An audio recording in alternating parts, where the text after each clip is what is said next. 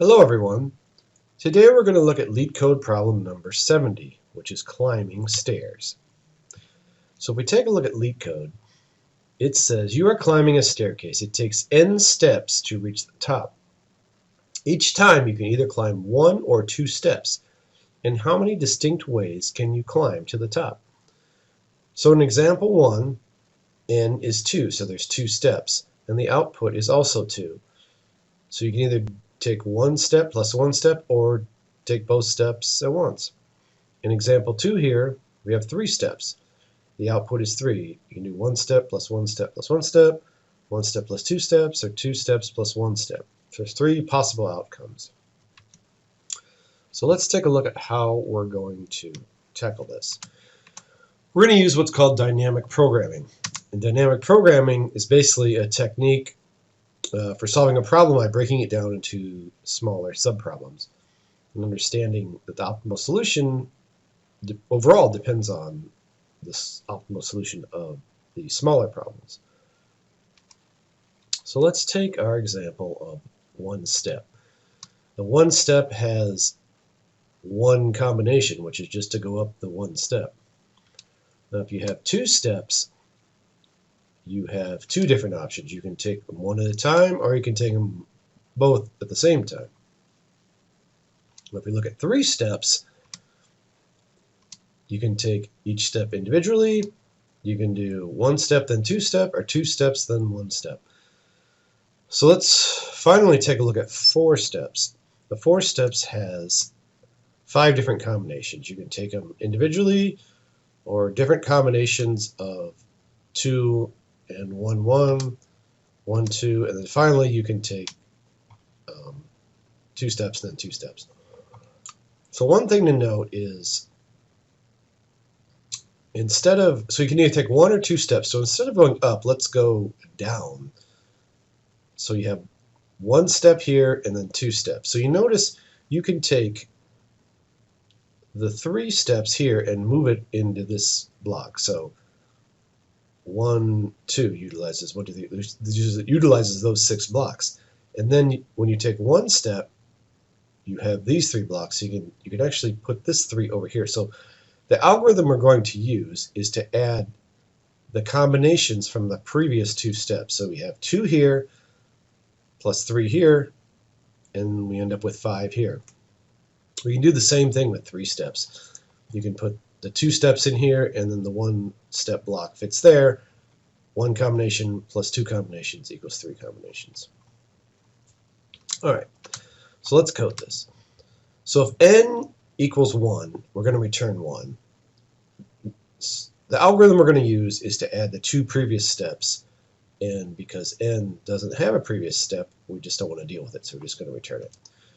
So we're going to define a new int array called stairs, instantiate it, and we're going to make it equal, the size is n plus 1 because arrays are 0 based, so we need to add 1 at the end.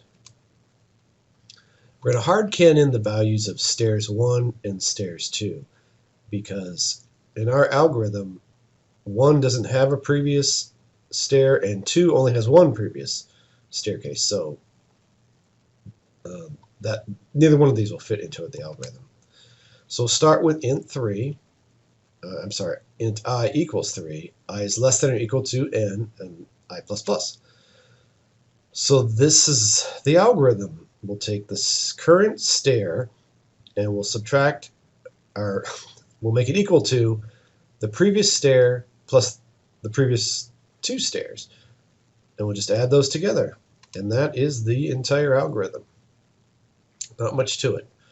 And finally, we'll return the last value in the array, which is the value that was passed in n, so whatever that value is. And that is it. So let's take a look at this in IntelliJ. So I used n equals 5 here. So if we run this through the debugger, we bypass this because n is greater than 1. We create a new array of size 6, 5 plus 1, and we instantiate, or we assign stair 1 equal to 1 and stair 2 equal to 2. So we'll start with I equals 3. So stair sub I or stair sub 3 equals 3 minus 1 is 2 stairs at position 2 minus stairs at position 1. So this is position 1, this is position 2, so this should return a 3, and it does. Now we have I equal to 4. And so now we're going to take the values of 3 and 2. And we get 5. 3 plus 2 is 5. And finally, n is now 5. So 5 is going to take the value at 4 plus the value at 3 to get 8. And so that's the value that we return, is the 8. And that is our answer. So if we run this through LeetCode,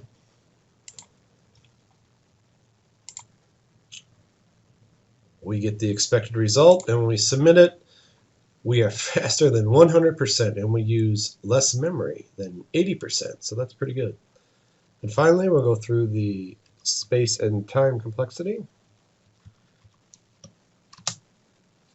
So time complexity is O of n. We have a single loop through n, so as n increases, the time to loop through it increases. And space complexity is O of n as well. So it's based on the array size of n. As n increases, it takes more space. And that is it. So again, thank you for watching. Let me know if you have any questions, and we'll see you next time.